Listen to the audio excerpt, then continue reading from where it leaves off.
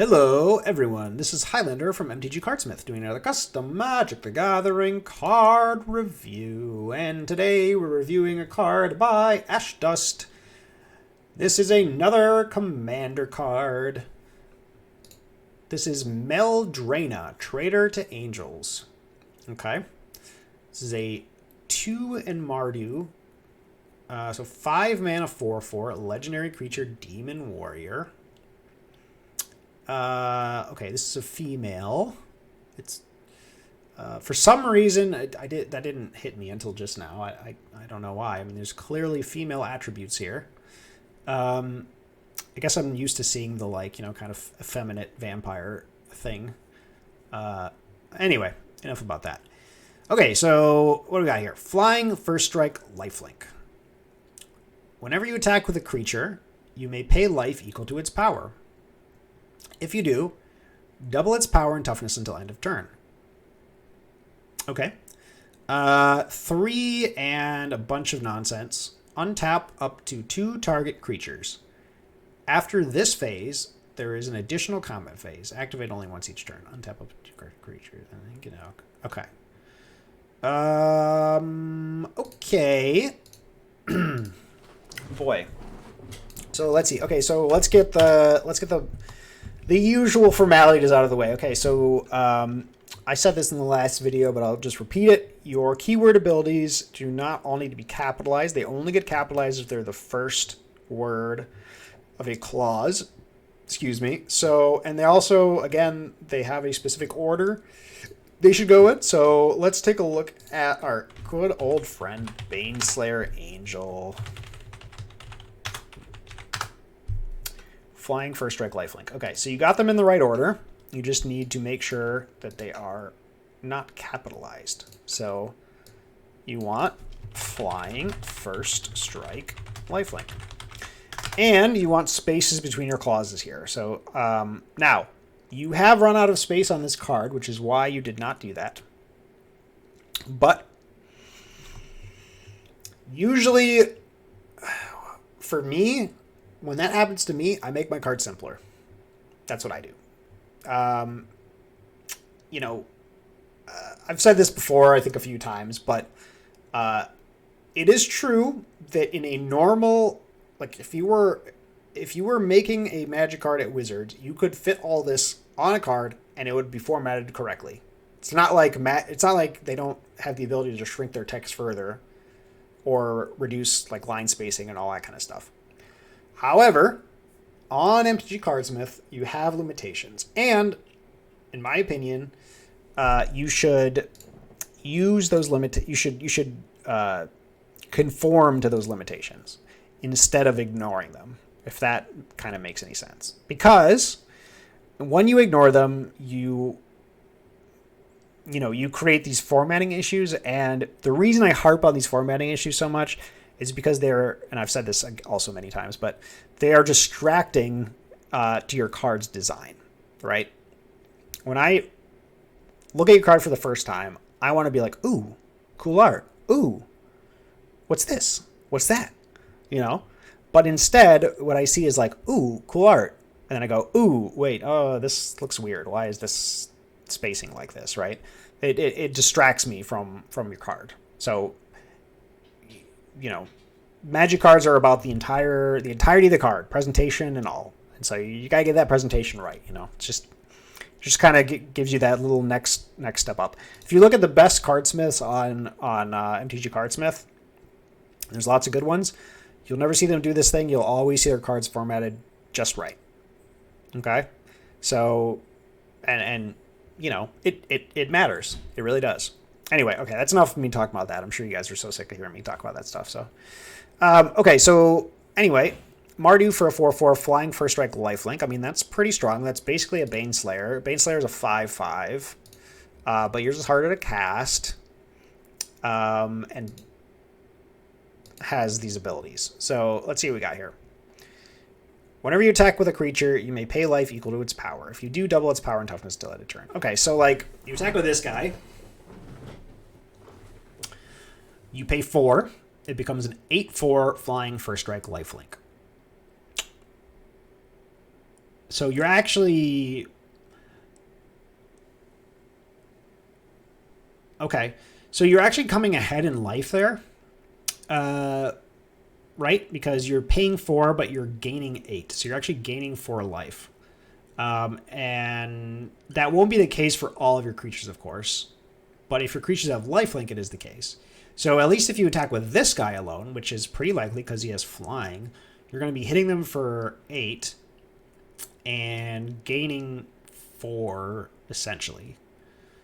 So the paying life in that aspect is not a downside. It is, in fact, an upside, because you're gaining the same amount of life as if you wouldn't have paid the life, except you're now hitting them for 8 instead of 4. Okay. And then we've got this other ability. You can untap up to 2 target creatures after this phase or as an additional combat phase. So if you have 6 mana, which you will probably the turn after, you get to do it again. If you pay all that mana, of course. Okay. I mean, this is a very powerful creature, especially since you can do that for all your creatures. And in Commander, you have 40 life. So paying that life is probably not a big deal, especially if you're gaining 8 off this guy. Well, I guess 4. 4 every time, right? Now, of course, you can also augment this guy in some way if you want to. Put some equipment on him, whatever. And it gets even worse because he essentially has double strike, basically. All right. Okay, so very strong card. There are some scenarios where you're probably only going to be pumping this guy. No, that's not true. You're probably always going to be pumping every creature you attack with. The life loss is not going to be that much of a cost.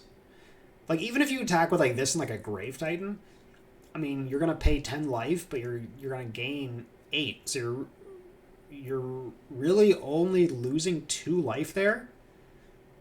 And now you're attacking with an 8-4 and a 12-6. Yikes. Oh, and let's not forget the zombies, right? Because you could double the zombies too if you really want to. This thing does a lot. I mean, it's kind of funny because, creatures like this are often oh yeah, this card's super strong, but it dies to removal, so it's kind of fine. But I think you kind of have to ignore that, and because that's essentially true for every creature, right? So, yeah, okay, so I guess there is risk involved too, because you can pay life and then they can kill your creature before it hits them. So there is that. But again, the life cost is not that high, especially in Commander where you have 40 life. I mean, 40 is a lot. Oh, and right, and there's also Commander damage, right? So how much Commander damage to win? It's 21, right? Is that right? So this guy kills in 3 hits exactly. Actually, you could kill in 2 turns because of the untap, right? So you could actually, if you play this guy and attack, so you play this guy, the next turn you attack for 8, and then the turn after that, you attack for 8, untap, attack again for 8, and you've killed somebody, basically. I'm sure this isn't the only card that can do something like that, but it's something worth noting. Yeah, I mean that first ability there, that first ability is really strong. I don't know if this really even needs the second ability. The second ability is just icing on the cake.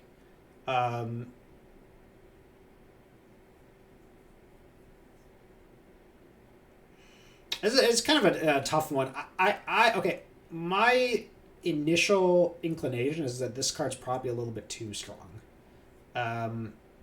I do like that you're having them pay life equal to the creature's power, so it's scales with how much you're gaining. That I like a lot. The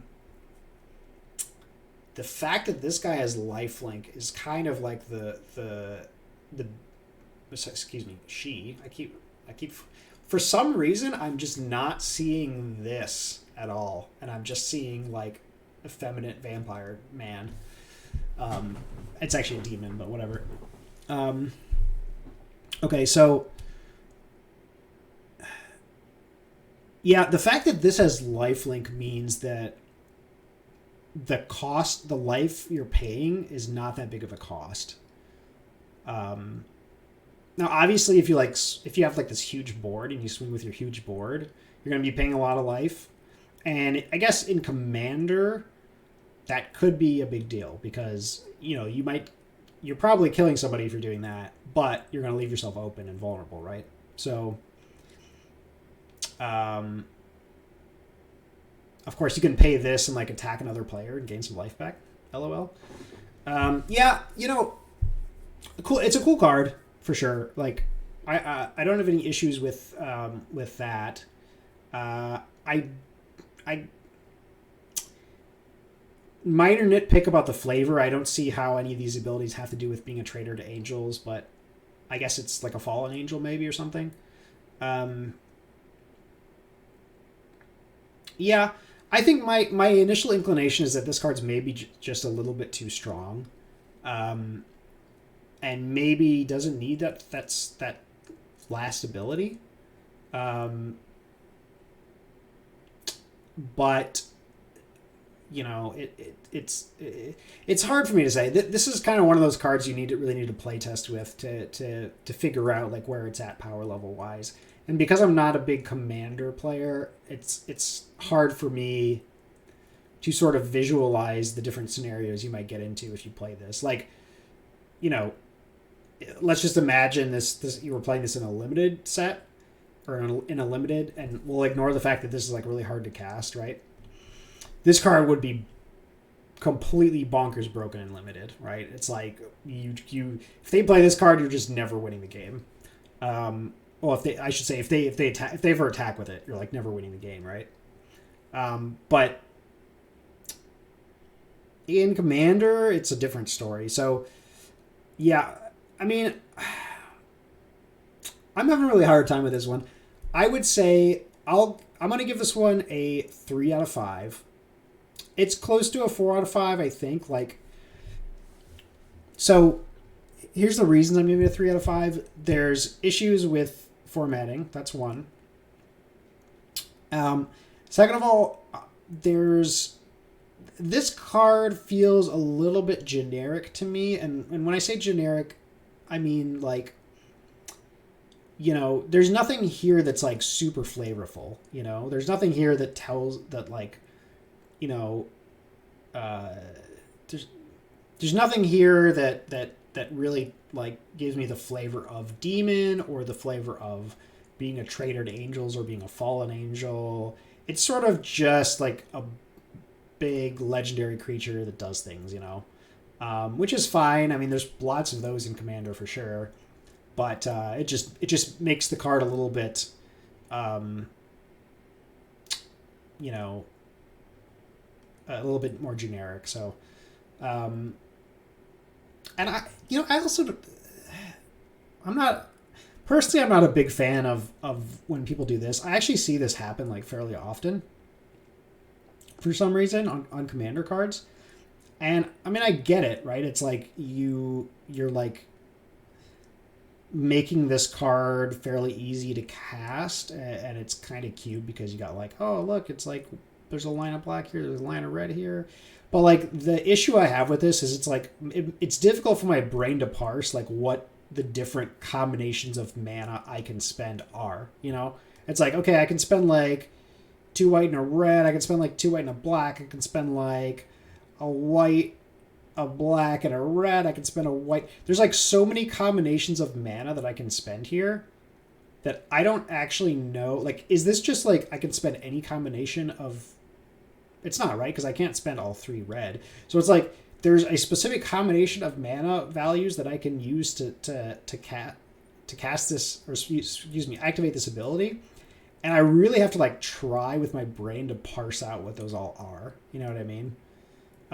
It's probably not as big of a deal when you have your lands in front of you and you're like, okay, I can pay for that, and that with this and this. But like when you're looking at the card and evaluating it outside of that context, you're just like, it just hurts my brain, So I would prefer to just see something like 3 red, white, black. You know, just keep it simple. Keep it simple. Okay, so 3 out of 5 for Meldraina, Traitor to Angels. Tough one for me. I would love to see some comments on what other people think about the power level of this card, because I'm kind of at a loss for this one. Being not a commander player myself, to me it seems like it's very strong. But let me know, commander players. Educate me. Cool. So that's it for Meldraina, Traitor to Angels. Thank you guys for watching.